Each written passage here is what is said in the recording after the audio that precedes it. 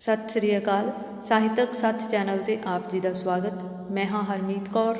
ਅੱਜ ਦੀ ਕਲਾਸ ਵਿੱਚ ਅਸੀਂ ਬਾਵਾ ਬਲਵੰਤ ਦੀ ਇੱਕ ਬੇਹੱਦ ਲੰਬੀ ਕਵਿਤਾ ਸਮਾਜਵਾਦ ਦੇ ਭਾਗ 1 ਦੀ ਪ੍ਰਸੰਗ ਸਹਿਤ ਵਿਆਖਿਆ ਕਰਨ ਜਾ ਰਹੇ ਹਾਂ।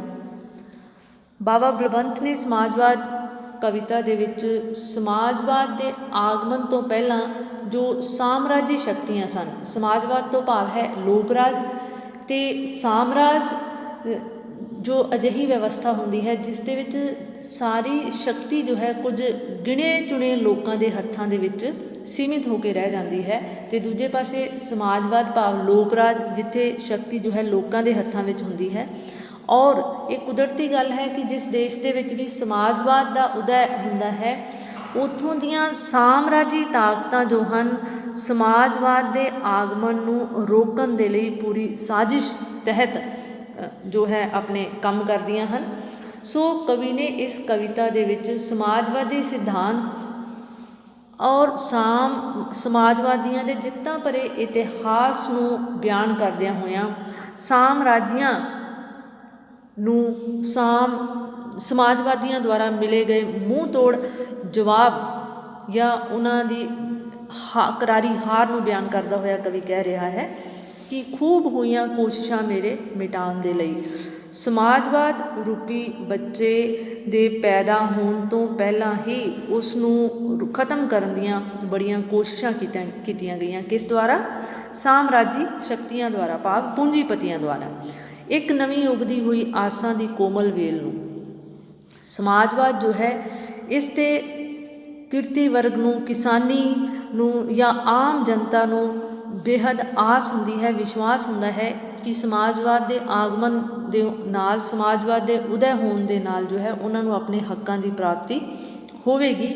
ਇਸ ਲਈ ਸਮਾਜਵਾਦ ਜੋ ਹੈ ਇੱਕ ਨਵੀਂ ਉਗਦੀ ਹੋਈ ਆਸਾਂ ਦੀ ਇੱਕ ਵੇਲ ਹੈ ਜਿਸ 'ਤੇ ਸਾਮਰਾਜੀ ਸ਼ਕਤੀਆਂ ਦੇ ਪਹਿਰੇ ਹੁੰਦੇ ਹਨ। ਇਸ ਕੋਮਲ ਵੇਲ ਨੂੰ ਪੁੰਗਰਨ ਤੋਂ ਪਹਿਲਾਂ ਹੀ ਇਸ ਨੂੰ ਜ਼ੁਲਮ ਦੇ ਪੈਰਾਂ 'ਚ ਰੋਲਣ, ਇਸ 'ਤੇ ਜ਼ੁਲਮ ਭਾਵ ਤਸ਼ੱਦਦ ਕਰਨ ਦੇ ਲਈ, ਇਸ ਨੂੰ ਪੈਰਾਂ 'ਚ ਰੋਲਣ ਦੇ ਲਈ, ਦਬਾਉਣ ਦੇ ਲਈ ਜੋ ਹੈ ਸਾਮਰਾਜੀ ਤਾਕਤਾਂ ਆਪਣੀ ਪੂਰੀ ਤਾਕਤ ਝੋਕਦੀਆਂ ਹਨ।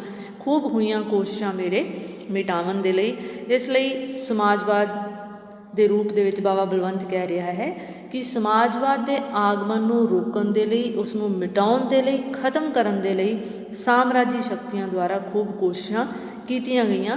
ਭਾਵੇਂ ਉਹ ਕਾਮਯਾਬ ਨਹੀਂ ਹੁੰਦੇ ਪਰ ਉਹਨਾਂ ਦੀਆਂ ਕੋਸ਼ਿਸ਼ਾਂ ਜਿਹੜੀਆਂ ਸਨ ਉਹ ਬੜੀਆਂ ਜੋ ਹਨ ਪੂਰੀਆਂ ਪ੍ਰੀ ਪਲੈਨਡ ਸਨ, ਬੜੀਆਂ ਸਾਜ਼ਿਸ਼ਾਂ ਅਧੀਨ ਉਹ ਕੋਸ਼ਿਸ਼ਾਂ ਕੀਤੀਆਂ ਗਈਆਂ ਸਨ।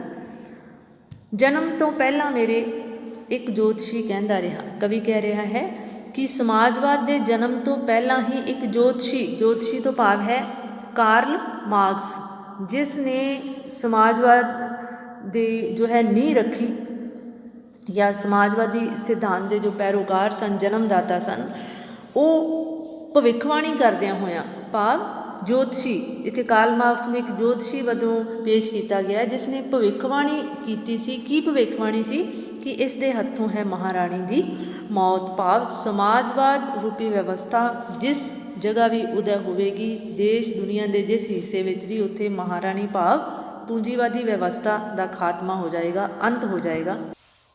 ਇਸ ਲਈ ਰਾਣੀ ਤੋਂ ਭਾਵ ਹੈ ਪੂੰਜੀਵਾਦੀ ਵਿਵਸਥਾ ਦੇ ਰਾਖੇ, ਉਸਦੇ ਰੱਖਿਅਕ ਜੋ ਹਨ, ਉਸਦੇ ਪਹਿਰੇਦਾਰ ਹਨ, ਉਸਦੇ ਗੋਲੇ, ਉਸਦੇ ਸੇਵਕ, ਨੌਕਰ ਚਾਕਰ ਅਤੇ ਵਜ਼ੀਰ, ਮੰਤਰੀ ਸ਼ੰਤਰੀ, ਉਸਦੇ ਕੁੱਤੇ ਭਾਵ ਝੋਲੀ ਚੱਕ ਉਸਦੇ ਜੋ ਉਸਦੀ ਜੀ ਹਜ਼ੂਰੀ ਕਰਨ ਵਾਲੇ ਹਨ, ਉਸਦੇ ਦਾਰੂਗੀਰ, ਉਸ ਵਿਵਸਥਾ ਪੂੰਜੀਵਾਦੀ ਵਿਵਸਥਾ ਦੇ ਦਾਰੂਗੀਰ ਤੋਂ ਭਾਵ ਹੈ ਉਸ ਵਿਵਸਥਾ ਨੂੰ ਕਾਇਮ ਰੱਖਣ ਦੇ ਲਈ, ਉਸ ਦਾ ਇਲਾਜ ਕਰਨ ਦੇ ਲਈ ਜੋ ਕਾਇਮ ਕੀਤਾ ਗਿਆ ਸੀ ਸਿਸਟਮ, ਉਸ ਦੇ ਫਕੀਰ ਅਤੇ ਉਸ ਦੇ ਕਾਇਮ ਹੋਣ ਦੀਆਂ ਦੁਆਵਾਂ ਦੇਣ ਵਾਲੇ ਜਿੰਨੇ ਵੀ ਭਾਵ ਜੋ ਪੂੰਜੀਵਾਦ ਦੇ ਸਮਰਥਕ ਸਨ।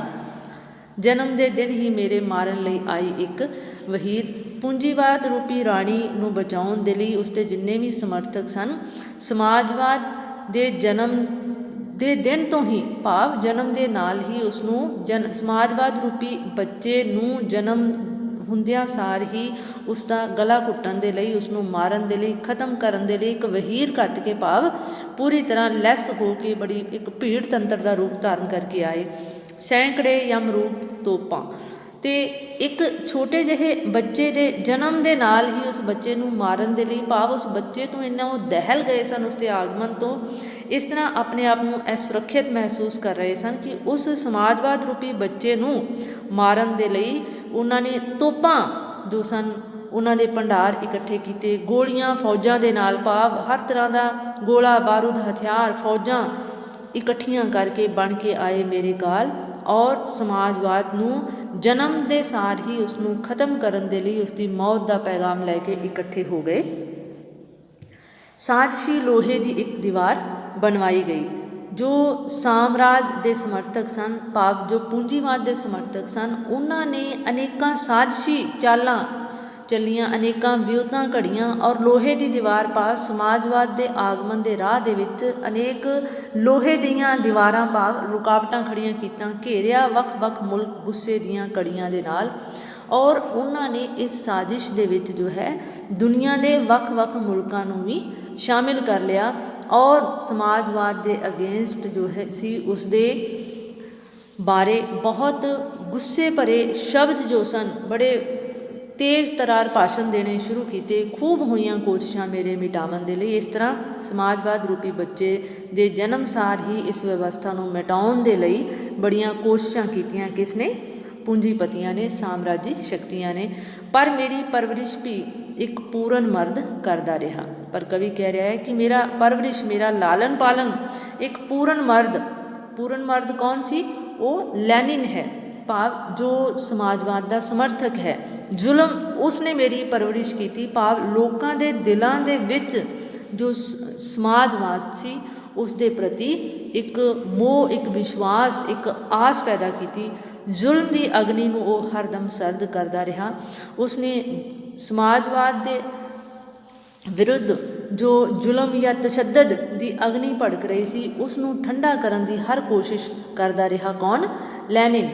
ਉਹ ਸਦਾ ਮੇਰੇ ਲਈ ਜੀਂਦਾ ਰਿਹਾ, ਮਰਦਾ ਰਿਹਾ, ਕਿਉਂਕਿ ਉਸ ਦਾ ਤਾਂ ਜੋ ਜੀਵਨ ਸਿਧਾਂਤ ਹੀ ਅਜਿਹੇ ਇਹ ਸੀ ਕਿ ਉਹ ਸਮਾਜਵਾਦ ਦੇ ਲਈ ਹੀ ਜਿਉ ਰਿਹਾ ਸੀ ਔਰ ਉਹ ਆਪਣਾ ਖੂਨ ਦਾ ਕਤਰਾ ਸਮਾਜਵਾਦੀ ਰੂਪੀ ਵਿਵਸਥਾ ਨੂੰ ਬਚਾਉਣ ਦੇ ਲਈ, ਵਹਾਉਣ ਦੇ ਲਈ ਤਿਆਰ ਸੀ। ਕੌਮ ਦੀ ਰਗ ਰਗ 'ਚ ਜੀਵਨ ਦਾ ਲਹੂ ਭਰਦਾ ਰਿਹਾ। ਪਰ ਭਾਵ ਉਸਨੇ ਆਪਣਾ ਆਪਾ ਨਿਸ਼ਾਵਰ ਕਰ ਦਿੱਤਾ ਸੀ ਸਮਾਜਵਾਦੀ ਵਿਵਸਥਾ ਨੂੰ ਕਾਇਮ ਕਰਨ ਦੇ ਲਈ। ਔਰ ਕੌਮ ਸਮੁੱਚੀ ਦੇਸ਼ ਦੁਨੀਆ ਦੇ ਵਿੱਚ, ਸਮੁੱਚੀ ਕੌਮ ਦੇ ਵਿੱਚ, ਮਨੁੱਖਤਾ ਦੇ ਰਗ ਰਗ ਦੇ ਵਿੱਚ ਉਹ ਜੀਵਨ ਦਾ ਇੱਕ ਸੰਚਾਰ ਜਾਂ ਜੀਵਨ ਜਿਉਣ ਦੀ ਇੱਕ ਚਾਹਤ ਭਰਦਾ ਰਿਹਾ। ਨਾ ਖੁਸ਼ਗਵਾਰ ਪਰਿਸਥਿਤੀਆਂ ਦੇ ਵਿੱਚ ਵੀ ਲੋਕਾਂ ਨੂੰ ਜੋ ਹੈ ਮਾਨਸਿਕ ਤੌਰ 'ਤੇ ਹਲੂਣਾ ਦਿੰਦਿਆਂ ਹੋਇਆਂ ਤਿਆਰ ਕਰਦਾ ਰਿਹਾ ਕਿ ਸਮਾਜਵਾਦ ਦੇ ਆਗਮਨ ਦੇ ਨਾਲ ਹੀ ਉਹਨਾਂ ਦੇ ਜੀਵਨ ਦੇ ਹਰ ਤਰ੍ਹਾਂ ਦੇ ਦੁੱਖਾਂ ਦਾ ਅੰਤ ਹੋ ਸਕਦਾ ਹੈ। ਮੇਰੇ ਪਾਲਕ ਰਿਸ਼ ਵੈਸ਼ੀ ਕਹਿ ਕੇ ਜਗ ਭੰਡੇ ਗਏ। ਜੋ ਪੂੰਜੀਵਾਦ ਦੀ ਸ਼ਕਤੀਆਂ ਸਨ, ਸਾਮਰਾਜੀ ਸ਼ਕਤੀਆਂ ਸਨ, ਉਹ ਸਮਾਜਵਾਦ ਦਾ ਪਾਲਨ ਕਰਨ ਵਾਲਿਆਂ ਨੂੰ, ਸਮਾਜਵਾਦੀ ਸਿਧਾਂਤਾਂ ਨੂੰ ਮੰਨਣ ਵਾਲਿਆਂ ਨੂੰ ਜੋ ਹਨ ਰਿਸ਼ ਵੈਸ਼ੀ ਭਾਵ ਜਾਨਵਰ ਗਰਦਾਨਦੇ ਸਨ। ਉਹਨਾਂ ਨੂੰ ਜਾਨਵਰ, ਦਰਿੰਦੇ ਕਹਿ ਕੇ ਉਹਨਾਂ ਨੂੰ ਦੁਨੀਆ ਦੇ ਵਿੱਚ ਭੰਡਿਆ ਗਿਆ, ਭਾਵ ਬਦਨਾਮ ਕਰਨ ਦੀ ਕੋਸ਼ਿਸ਼ ਕੀਤੀ ਗਈ। ਕਹਿ ਕੇ ਆਦਮਖੋਰ ਕੀਤਾ ਸਬਰ ਹਰ ਅਖਬਾਰ ਨੇ। ਇੱਥੋਂ ਤੱਕ ਕਿ ਉਸ ਸਮੇਂ ਦਾ ਜੋ ਮੀਡੀਆ ਸੀ, ਜੋ ਪ੍ਰੈਸ ਸੀ, ਉਸਨੇ ਵੀ ਸਮਾਜਵਾਦ ਨੂੰ ਆਦਮਖੋਰ ਭਾਵ ਸਮਾਜਵਾਦ ਜੋ ਸੀ ਉਸ ਨੂੰ ਮਨੁੱਖਤਾ ਨੂੰ ਖਾ ਜਾਣ ਵਾਲਾ ਇੱਕ ਭਖਸ਼ਕ ਦੇ ਤੌਰ 'ਤੇ ਪੇਸ਼ ਕਰਨ ਦੇ ਵਿੱਚ ਕੋਈ ਕਸਰ ਨਹੀਂ ਛੱਡੀ। ਹਰ ਅਖਬਾਰ ਨੇ ਵੀ ਜੋ ਹੈ ਸਮਾਜਵਾਦ ਦਾ ਵਿਰੋਧ ਕੀਤਾ ਉਸ ਸਮੇਂ ਦੇ ਵਿੱਚ। ਗਿਰਜਿਆਂ ਨੇ ਸੰਗ ਅੱਡੇ, ਮੌਤ ਹੈ ਈਸਾ ਦੀ ਇਹ, ਭਾਵ ਗਿਰਜਾ ਘਰਾਂ ਨੇ ਵੀ ਪੂਰਾ ਕੂਕ ਕੇ ਪੂਰਾ ਸ਼ੋਰ ਸ਼ਰਾਬਾ ਮਚਾਇਆ, ਪੂਰੀ ਪੁਰਜ਼ੋਰ ਆਵਾਜ਼ ਦੇ ਵਿੱਚ, ਬੁਲੰਦ ਆਵਾਜ਼ ਦੇ ਵਿੱਚ ਸਮਾਜਵਾਦ ਦੇ ਵਿਰੁੱਧ ਫਰਮਾਨ ਜਾਰੀ ਕੀਤੇ ਕਿ ਜੇਕਰ ਸਮਾਜਵਾਦੀ ਵਿਵਸਥਾ ਦਾ ਉਦੈ ਹੁੰਦਾ ਹੈ, ਮੌਤ ਹੈ ਈਸਾ ਦੀ ਹੈ, ਇਸ ਦੇ ਨਾਲ ਜੋ ਹੈ ਈਸਾਈ ਧਰਮ ਜੋ ਹੈ ਦੁਨੀਆ ਤੋਂ ਖਤਮ ਹੋ ਜਾਏਗਾ। ਮਸਜਿਦਾਂ ਵਿੱਚ ਸ਼ੋਰ ਹੋਇਆ 14ਵੀਂ ਆਈ ਸਦੀ, ਭਾਵ ਭਾਵੇਂ ਜੋ ਦੁਨੀਆ ਦੇ ਈਸਾਈ ਧਰਮ ਨੂੰ ਮੰਨਣ ਵਾਲੇ ਮੁਲਕ ਸਨ ਜਾਂ ਇਸਲਾਮ ਧਰਮ ਨੂੰ ਮੰਨਣ ਵਾਲੇ ਮੁਲਕ ਸਨ, ਹਰ ਮੁਲਕ ਨੇ ਜੋ ਹੈ ਸਮਾਜਵਾਦ ਦਾ ਵਿਰੋਧ ਕੀਤਾ। ਇੱਥੋਂ ਤੱਕ ਕਿ ਮਸਜਿਦਾਂ ਵਿੱਚੋਂ, ਧਾਰਮਿਕ ਅਦਾਰਿਆਂ ਦੇ ਵਿੱਚੋਂ ਇਹ ਫਰਮਾਨ ਜਾਰੀ ਕੀਤੇ ਕਿ 14ਵੀਂ ਆਈ ਸਦੀ ਭਾਵ ਸਮਾਜਵਾਦ ਦੇ ਆਗਮਨ ਦੇ ਨਾਲ ਇੱਕ ਤਰ੍ਹਾਂ ਦੇ ਨਾਲ ਦੁਨੀਆ ਜੋ ਹੈ ਉਹ ਤਬਾਹ ਹੋ ਜਾਏਗੀ। ਮਿਲ ਕੇ ਸਭ ਉੱਠੇ ਹਨੇਰੇ ਲੈਸ ਹਥਿਆਰਾਂ ਦੇ ਨਾਲ। ਇਸ ਤਰ੍ਹਾਂ ਇਹ ਸਾਰੇ ਜਿਹੜੇ ਲੋਕ ਸਨ, ਅਲੱਗ-ਅਲੱਗ ਧਰਮਾਂ ਨੂੰ ਮੰਨਣ ਵਾਲੇ, ਹਰ ਧਰਮ ਦੇ ਲੋਕ ਜਾਂ ਹਰ ਧਰਮ ਦੀ ਨੁਮਾਇੰਦਗੀ ਕਰਦੇ ਹੋਏ ਜੋ ਮੁਲਕ ਸਨ, ਉਹ ਸਾਰੇ ਉੱਠੇ, ਭਾਵ ਇੱਕ ਹੋ ਗਏ। ਉਹਨਾਂ ਨੇ ਆਪਣੇ ਆਪ ਨੂੰ ਏਕੇ ਦੇ ਵਿੱਚ ਦੇ ਸੂਤਰ ਵਿੱਚ ਬੰਨ੍ਹ ਲਿਆ। ਮਿਲ ਕੇ ਸਭ ਉੱਠੇ ਹਨੇਰੇ। ਹਨੇਰੇ ਤੋਂ ਭਾਵ ਹੈ ਜਿਨ੍ਹਾਂ ਨੂੰ ਅਸਲ ਦੇ ਵਿੱਚ, ਜਿਨ੍ਹਾਂ ਦੇ ਜੋ ਸਪਸ਼ਟ ਨਹੀਂ ਸਨ, ਜਿਨ੍ਹਾਂ ਦੇ ਜ਼ਿਹਨ ਦੇ ਵਿੱਚ ਵਾਸਤਵਿਕਤਾ ਦੇ ਪ੍ਰਤੀ ਉਹ ਜੋ ਸਨ ਉਹ ਜਾਗਰੂਕ ਨਹੀਂ ਸਨ, ਉਹ ਅਗਿਆਨ ਦੇ ਨਾਲ ਭਰੇ ਹੋਏ ਸਨ। ਉਹਨਾਂ ਦੇ ਦਿਲਾਂ ਦੇ ਵਿੱਚ ਸਮਾਜਵਾਦ ਦੇ ਪ੍ਰਤੀ ਬਹੁਤ ਸਾਰੇ ਅਗਿਆਨਤਾ ਵਾਲੇ ਸਿਧਾਂਤ ਜੋ ਸਨ ਉਹ ਭਰੇ ਹੋਏ ਸਨ। ਲੈਸ ਹਥਿਆਰਾਂ ਦੇ ਨਾਲ, ਉਹ ਆਪਣੇ ਅਗਿਆਨਤਾ ਰੂਪੀ ਹਥਿਆਰਾਂ ਦੇ ਨਾਲ ਜੋ ਹੈ, ਅਗਿਆਨਤਾ ਰੂਪੀ ਵਿਚਾਰਾਂ ਦੇ ਨਾਲ ਆਪਣੇ ਦੇਸ਼ ਦੀਆਂ ਸਮੁੱਚੀਆਂ ਜੋ ਸ਼ਕਤੀਆਂ ਸਨ, ਤਾਕਤਾਂ ਸਨ, ਸਮਾਜਵਾਦ ਨੂੰ ਮਿਟਾਉਣ ਦੇ ਲਈ ਉਹਨਾਂ ਨੇ ਇਕਜੁੱਟ ਕਰ ਲਈਆਂ, ਇੱਕ ਉੱਭਰਦਾ ਇੱਕ ਨਿਕਲਦਾ ਦਿਨ ਦਬਾਉਣ ਦੇ ਲਈ।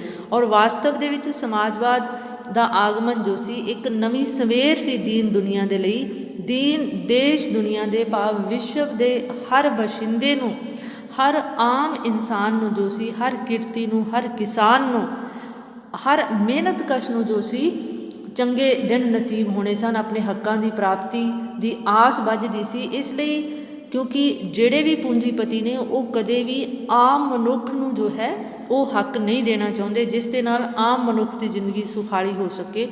ਕਿਉਂਕਿ ਜੇਕਰ ਉਹ ਆਮ ਮਨੁੱਖ ਬਾਰੇ ਸੋਚਣਗੇ ਤਾਂ ਫਿਰ ਜਿਹੜਾ ਹੈ ਉਹਨਾਂ ਦੇ ਭੰਡਾਰ ਜਿਹੜੇ ਨੇ, ਦੌਲਤ ਦੇ ਭੰਡਾਰ ਜਿਹੜੇ ਨੇ ਉਹ ਪੂਰੀ ਤਰ੍ਹਾਂ ਭਰ ਨਹੀਂ ਸਕਦੇ। ਇਸ ਲਈ ਉਹ ਲੋਕ ਸਵਾਰਥੀ ਹੋ ਕੇ ਇਹਨਾਂ ਜੋ ਆਮ ਲੋਕਾਈ ਹੈ, ਆਮ ਜਨਤਾ ਹੈ, ਉਸ ਦੇ ਭਵਿੱਖ ਨੂੰ ਜੋ ਸੰਵਾਰਨ ਵਾਲਾ ਕੋਈ ਵੀ ਕਾਨੂੰਨ ਹੈ, ਕੋਈ ਵੀ ਜੋ ਵਿਵਸਥਾ ਹੈ, ਉਸ ਨੂੰ ਖਤਮ ਕਰਨਾ ਲੋਚਦੇ ਹਨ। ਇਸ ਲਈ ਉਹਨਾਂ ਨੇ ਖੂਬ ਕੀਤੀਆਂ ਕੋਸ਼ਿਸ਼ਾਂ ਸਮਾਜਵਾਦ ਰੂਪੀ ਵਿਵਸਥਾ ਦੇ ਆਗਮਨ ਨੂੰ ਰੋਕਣ ਦੇ ਲਈ। ਪਰ ਮੈਂ ਕੁਰਬਾਨੀ ਦੇ ਖੇਤਾਂ ਵਿੱਚ ਪਲਦਾ ਹੀ ਰਿਹਾ। ਪਰ ਸਮਾਜਵਾਦ ਕਹਿ ਰਿਹਾ ਹੈ ਕਿ ਮੈਂ ਜੋ ਹੈ, ਮੇਰੇ ਜੋ ਪੈਰੋਕਾਰ ਸਨ, ਮੈਨੂੰ ਮੰਨਣ ਵਾਲੇ ਸਨ, ਕਿਉਂਕਿ ਉਹ ਜ਼ਮੀਨ ਨਾਲ ਜੁੜੇ ਹੋਏ ਲੋਕ ਸਨ, ਉਹ ਮਿਹਨਤ ਮੁਸ਼ੱਕਤ ਕਰਨ ਵਾਲੇ ਲੋਕ ਸਨ, ਮਿਹਨਤਕਸ਼ ਸਨ। ਉਹਨਾਂ ਨੇ ਜ਼ਿੰਦਗੀ ਭਰ ਜੋ ਹੈ ਮਿਹਨਤ ਕੀਤੀ ਹੈ। ਉਹ ਆਪਣਾ ਖੂਨ ਡੋਲਣਾ ਜਾਣਦੇ ਹਨ, ਆਪਣਾ ਆਪਾ ਕੁਰਬਾਨ ਕਰਨਾ ਜਾਣਦੇ ਹਨ, ਕਿਉਂਕਿ ਉਹ ਖੇਤਾਂ ਦੇ ਪੁੱਤ ਹਨ। ਇਸ ਲਈ ਕਵੀ ਕਹਿ ਰਿਹਾ ਹੈ ਕਿ ਇਹਨਾਂ ਆਮ ਲੋਕਾਂ ਦੇ ਸਹਾਰੇ ਜੋ ਹੈ ਮੈਂ ਦੇਸ਼ ਦੁਨੀਆ ਦੇ ਉੱਪਰ ਮੈਂ ਪਲਦਾ ਹੀ ਰਿਹਾ। ਭਾਵ ਉਹਨਾਂ ਦੇ ਦਿਲਾਂ ਦੇ ਵਿੱਚ ਜੋ ਹੈ ਸਮਾਜਵਾਦ ਦੇ ਪ੍ਰਤੀ ਜੋ ਪਿਆਰ ਸੀ, ਉਸ ਪਿਆਰ ਨੇ ਹੀ ਮੇਰੀ ਜੋ ਜੀਵਨ ਜੋਤ ਸੀ ਉਸ ਨੂੰ ਬਚਾਈ ਰੱਖਿਆ। ਰਾਤ ਫੁੱਲਦਾ ਹੀ ਰਿਹਾ, ਪ੍ਰਭਾਤ ਫਲਦਾ ਹੀ ਰਿਹਾ। ਭਾਵ ਮੈਂ ਆਮ ਇਨਸਾਨ ਦੇ ਦਿਲ ਦੇ ਵਿੱਚ ਔਰ ਉਸ ਦੇ ਪਿਆਰ ਸਦਕਾ ਦਿਨ ਦੁਣੀ ਤੇ ਰਾਤ ਚੌਗੁਣੀ ਤਰੱਕੀ ਕਰਦਾ ਰਿਹਾ। ਰਾਤ ਫੁੱਲਦਾ ਹੀ ਰਿਹਾ, ਪ੍ਰਭਾਤ ਫਲਦਾ ਹੀ ਰਿਹਾ, ਭਾਵ ਦਿਨ ਦੁਗਣੀ ਰਾਤ ਚੌਗੁਣੀ ਤਰੱਕੀ ਕਰਦਾ ਰਿਹਾ। ਮੇਰੀ ਜੀਵਨ ਰੋਸ਼ਨੀ ਵੱਧਦੀ ਗਈ। ਇਸ ਲਈ ਮੇਰੇ ਜੀਵਨ ਜਿਹੜਾ ਸੀ ਨਿਰੰਤਰ, ਮੇਰੇ ਸਵਾਸ ਜਿਹੜੇ ਸਨ, ਮੇਰੀ ਜੀਵਨ ਜੋਤ ਨਿਰੰਤਰ ਵੱਧਦੀ ਗਈ। ਆਦਮੀ ਦਾ ਪਿਆਰ ਮੇਰੀ ਜ਼ਿੰਦਗੀ ਬਣਦਾ ਗਿਆ। ਕਿਉਂ ਮੇਰੀ ਜੀਵਨ ਜੋਤ ਜੋ ਹੈ ਉਹ ਵੱਧਦੀ ਗਈ? ਕਿਉਂਕਿ ਮਨੁੱਖ ਜੋ ਸੀ, ਮਨੁੱਖ ਦਾ ਪਿਆਰ ਜੋ ਹੈ ਉਹ ਮੇਰੀ ਜ਼ਿੰਦਗੀ ਦਾ ਆਧਾਰ ਬਣਦਾ ਗਿਆ। ਕਿਉਂਕਿ ਆਮ ਮਨੁੱਖ ਜੋ ਹੈ ਸਮਾਜਵਾਦੀ ਵਿਵਸਥਾ ਨੂੰ ਪਿਆਰ ਕਰਦਾ ਸੀ। ਆਮ ਮਨੁੱਖ ਜੋ ਸੀ ਲੋਕ ਰਾਜੀ ਵਿਵਸਥਾ ਨੂੰ ਕਾਇਮ ਹੋ ਜਾਣ ਦਾ ਹਮਾਇਤੀ ਸੀ ਜਾਂ ਸੰਘਰਸ਼ ਕਰਨ ਦੇ ਲਈ ਤਿਆਰ ਸੀ। ਇਸ ਲਈ ਲੋਕਾਂ ਦਾ ਪਿਆਰ ਜੋ ਸੀ ਉਹ ਸਮਾਜਵਾਦ ਦੀ ਜ਼ਿੰਦਗੀ ਨੂੰ ਬਚਾਉਣ ਦੇ ਲਈ ਸਹਾਈ ਸਿੱਧ ਹੋਇਆ। ਦੂਸਰੇ ਪਾਸੇ ਮਹਾਰਾਣੀ ਦੇ ਸਾਹ ਘੁੱਟਦੇ ਗਏ। ਕਵੀ ਕਹਿ ਰਿਹਾ ਹੈ ਕਿ ਨਿਰੰਤਰ ਸਮਾਜਵਾਦ ਦਾ ਜੋ ਹੈ ਉਹ ਵਿਕਾਸ ਹੁੰਦਾ ਜਾਂਦਾ ਹੈ ਅਤੇ ਪੂੰਜੀਵਾਦੀ ਸ਼ਕਤੀਆਂ ਜੋ ਸਨ ਉਹ ਨਿਰੰਤਰ ਸਤਹੀਣ ਹੁੰਦੀਆਂ ਗਈਆਂ। ਚਿਹਰਿਆਂ ਤੋਂ ਅਹਿਲਕਾਰਾਂ ਦੇ ਗਿਆ ਬੇਫਿਕਰ ਨੂਰ।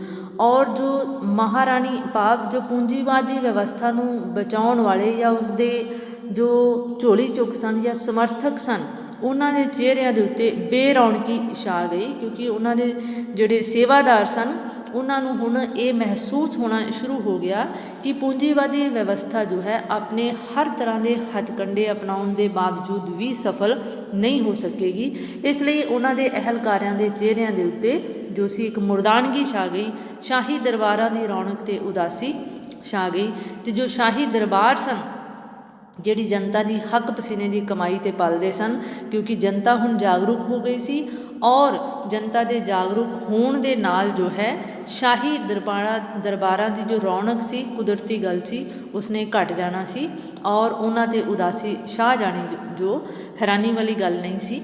ਕੰਬਦੇ ਮਾਲੂਮ ਹੋਏ ਤਖਤ ਦੇ ਪਾਵੇ ਤਮਾਮ, ਇਹ ਉਦਾਸੀ ਜਾਂ ਬੇਨੂਰੀ ਜੋ ਹੈ ਕਿਉਂ ਉਹਨਾਂ ਦੇ ਚਿਹਰਿਆਂ 'ਤੇ ਸੀ? ਕਿਉਂਕਿ ਹੁਣ ਉਹਨਾਂ ਨੂੰ ਆਪਣੀ ਪੂੰਜੀਵਾਦੀ ਵਿਵਸਥਾ ਦੇ ਜੋ ਪਾਵੇ ਸਨ, ਥੰਮ ਸਨ, ਜੋ ਸਹਾਰੇ ਸਨ, ਉਹ ਹੁਣ ਡਿੱਗਦੇ ਹੋਏ, ਡੋਲਦੇ ਹੋਏ ਮਹਿਸੂਸ ਹੋ ਰਹੇ ਸਨ। ਕੰਬਦੇ ਲਰਜ਼ਦੇ ਬੁੱਲ੍ਹਾਂ 'ਚੋਂ ਆਈ ਫਿਰ ਆਵਾਜ਼, ਪੂੰਜੀਵਾਦੀ ਵਿਵਸਥਾ ਰੂਪੀ ਰਾਣੀ ਦੇ ਕੰਬਦੇ ਹੋਏ ਬੁੱਲ੍ਹਾਂ 'ਚੋਂ ਇੱਕ ਆਵਾਜ਼, ਜਿਵੇਂ ਆਖਰੀ ਸਵਾਸਾਂ 'ਤੇ ਜੋ ਮਨੁੱਖ ਹੈ ਜਿਉਣ ਦੇ ਲਈ ਇੱਕ ਫਰਿਆਦ ਕਰਦਾ ਹੈ ਕਿ ਬਚਾ ਦੀ ਕੋਈ ਸੂਰਤ ਹੀ ਨਹੀਂ। ਇੱਥੇ ਕੁਐਸਚਨ ਮਾਰਕ ਹੈ। ਭਾਵ ਪੂੰਜੀਵਾਦੀ ਵਿਵਸਥਾ ਜੋ ਹੈ, ਬੁੱਢੀ ਜਰਜਰ ਵਿਵਸਥਾ ਜੋ ਹੈ, ਆਪਣੇ ਨਸ਼ਟ ਹੋਣ ਦੇ ਆਖਰੀ ਪੜਾਅ 'ਤੇ ਖੜੀ ਹੈ ਅਤੇ ਇੱਕ ਸਵਾਲ ਕਰਦੀ ਹੈ ਆਪਣੇ ਅਹਿਲਕਾਰਾਂ ਨੂੰ ਕਿ ਮੈਨੂੰ ਕਿਸੇ ਹੀਲੇ ਬਚਾਇਆ ਨਹੀਂ ਜਾ ਸਕਦਾ, ਕਿਸੇ ਢੰਗ ਨਾਲ, ਕਿਸ ਵਿਧੀ ਦੇ ਨਾਲ? ਕੀ ਕੋਈ ਐਸਾ ਬਹਾਦਰ ਹੀ ਨਹੀਂ ਦਰਬਾਰ ਵਿੱਚ? ਕਿ ਕੋਈ ਵੀ ਅਜਿਹਾ ਬਹਾਦਰ ਨਹੀਂ ਹੈ ਦਰਬਾਰ ਦੇ ਵਿੱਚ ਜਿਹੜਾ ਪੂੰਜੀਵਾਦੀ ਵਿਵਸਥਾ ਨੂੰ, ਸਾਮਰਾਜੀ ਵਿਵਸਥਾ ਨੂੰ ਬਚਾ ਸਕੇ?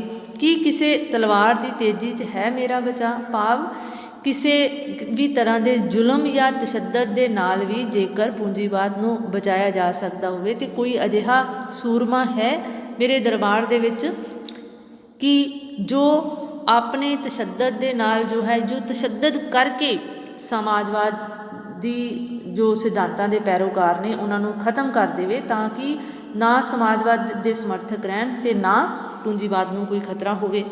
ਹੀਰਿਆਂ ਦੇ ਮੁੱਲ ਤੋਂ ਵੀ ਕੀ ਨਹੀਂ ਮਿਲਦੀ ਦਵਾ? ਫਿਰ ਉਹ ਕਹਿ ਰਹੇ ਹਨ ਕਿਉਂਕਿ ਪੂੰਜੀਪਤੀ ਹਨ, ਉਹਨਾਂ ਦੇ ਕੋਲ ਧਨ ਦੇ ਅੰਬਾਰ ਹਨ, ਦੌਲਤ ਦੇ ਨਾਲ ਉਹ ਹਰ ਕੰਮ ਕਰਵਾ ਸਕਦੇ ਹਨ, ਹਰ ਤਰ੍ਹਾਂ ਦਾ ਜ਼ੁਲਮ ਕਰਵਾ ਸਕਦੇ ਹਨ। ਇਸ ਲਈ ਉਹਨਾਂ ਦੇ ਇੱਕ ਆਖਰੀ ਚਾਰਾ ਇਹ ਚੱਲਣ ਦੀ ਕੋਸ਼ਿਸ਼ ਕੀਤੀ ਕਿ ਭਾਵੇਂ ਕਿੰਨਾ ਵੀ ਧਨ ਦੌਲਤ ਜੋ ਹੈ ਕਿਸੇ ਨੂੰ ਦੇਣਾ ਪਵੇ, ਭਾਵ ਕਿਸੇ ਵੀ ਹੀਲੇ ਜੋ ਹੈ, ਕਿਸੇ ਵੀ ਢੰਗ ਦੇ ਨਾਲ, ਕਿਸ ਤਰ੍ਹਾਂ ਦਾ ਵੀ ਕੋਈ ਕੋਝੀ, ਕੋਈ ਚਾਲ ਚੱਲ ਕੇ ਕਿਸੇ ਤਰ੍ਹਾਂ ਦੀ ਕਿ ਕੋਈ ਅਜਿਹਾ ਢੰਗ ਜਾਂ ਅਜਿਹੀ ਵਿਧੀ ਜਾਂ ਅਜਿਹਾ ਦਵਾ ਦਾਰੂ ਜਾਂ ਅਜਿਹਾ ਇਲਾਜ ਨਹੀਂ ਲੱਭਿਆ ਜਾ ਸਕਦਾ ਜਿਸ ਸਦਕਾ ਸਮਾਜਵਾਦ ਨੂੰ ਸਦਾ ਲਈ ਖਤਮ ਕਰਕੇ ਸਾਮਰਾਜੀ ਵਿਵਸਥਾ ਨੂੰ ਬਚਾਇਆ ਜਾ ਸਕਦਾ ਹੋਵੇ। ਕੀ ਕੋਈ ਐਸੀ ਫਫੇ ਕੁੱਟਣੀ ਨਹੀਂ ਜੋ ਕਿ ਉਸ ਬੱਚੇ ਨੂੰ ਦੇਵੇ ਜ਼ਹਿਰ ਜਾ? ਫਫੇ ਕੁੱਟਣੀ ਤੋਂ ਭਾਵ ਹੈ ਕਿ ਪੁਰਾਣੇ ਜ਼ਮਾਨੇ ਦੇ ਵਿੱਚ ਫਫੇ ਕੁੱਟਣੀਆਂ ਹੁੰਦੀਆਂ ਸੀ, ਜਿਹੜੀਆਂ ਨਵ ਜੰਮੀਆਂ ਜੋ ਕੰਨਿਆ ਭਰੂਣ ਹੁੰਦੇ ਸਨ, ਖਾਸ ਕਰਕੇ ਉਹਨਾਂ ਨੂੰ ਖ਼ਤਮ ਕਰਨ ਦੇ ਲਈ ਜਿਸ ਬੱਚੇ ਦੇ ਵਿੱਚ ਘਰ ਦੇ ਵਿੱਚ ਕਿਸੇ ਨਵ ਜੰਮੀ ਬੱਚੀ ਦਾ ਜਨਮ ਹੁੰਦਾ ਸੀ ਅਤੇ ਜਨਮ ਤੋਂ ਬਾਅਦ ਜੋ ਫਫੇ ਕੁੱਟਣੀਆਂ ਹੁੰਦੀਆਂ ਸਨ, ਉਹ ਬੱਚੇ ਨੂੰ ਵੇਖਣ ਦੇ ਬਹਾਨੇ, ਬੱਚੇ ਦੀ ਮਾਲਿਸ਼ ਕਰਨ ਦੇ ਬਹਾਨੇ ਉਸ ਨੂੰ ਜੋ ਹੈ ਉਸ ਦੇ ਗਲ ਦੀ ਘੰਡੀ ਮਰੋੜ ਦਿੰਦੀਆਂ ਸੀ, ਜਾਂ ਫਿਰ ਉਸ ਨੂੰ ਅਫੀਮ ਦਾ ਜੋ ਇੱਕ ਉਂਗਲੀ ਚਟਾ ਦਿੰਦੀਆਂ ਸੀ, ਜਿਸ ਦੇ ਨਾਲ ਬੱਚੀ ਜੋ ਸੀ ਉਹ ਸੁੱਤੀ ਹੀ ਮੌਤ ਦੇ ਮੂੰਹ ਸਮਾ ਜਾਂਦੀ ਸੀ। ਇਸ ਲਈ ਕਵੀ ਕਹਿ ਰਿਹਾ ਹੈ ਕਿ ਪੂੰਜੀਵਾਦੀ ਵਿਵਸਥਾ ਜਿਹੜੀ ਰਾਣੀ ਹੈ, ਉਹ ਕਹਿ ਰਹੀ ਹੈ, ਪੂੰਜੀਵਾਦ ਦੇ ਜੋ ਅਹਿਲਕਾਰ ਨੇ ਉਹ ਸੋਚ ਰਹੇ ਨੇ ਕਿ ਅੱਜ ਦੇ ਜ਼ਮਾਨੇ ਦੇ ਵਿੱਚ ਕੋਈ ਅਜਿਹੀ ਫਫੇ ਕੁੱਟਣੀ ਨਹੀਂ ਹੈ ਸਮਾਜ ਦੇ ਵਿੱਚ ਜਿਹੜੀ ਸਮਾਜਵਾਦ ਰੂਪੀ ਬੱਚੇ ਨੂੰ ਜੋ ਜ਼ਹਿਰ ਚਟਾ ਦੇਵੇ, ਤਾਂ ਜੋ ਸਮਾਜਵਾਦ ਰੂਪੀ ਬੱਚਾ ਜੋ ਹੈ ਉਹ ਜਨਮ ਦੇ ਨਾਲ ਹੀ ਇਸ ਦਾ ਅੰਤ ਵੀ ਹੋ ਜਾਵੇ, ਤਾਂ ਜੋ ਪੂੰਜੀਵਾਦ ਨੂੰ ਜਾਂ ਸਾਮਰਾਜੀ ਸ਼ਕਤੀਆਂ ਨੂੰ ਕਿਸੇ ਤਰ੍ਹਾਂ ਦਾ ਕੋਈ ਖਤਰਾ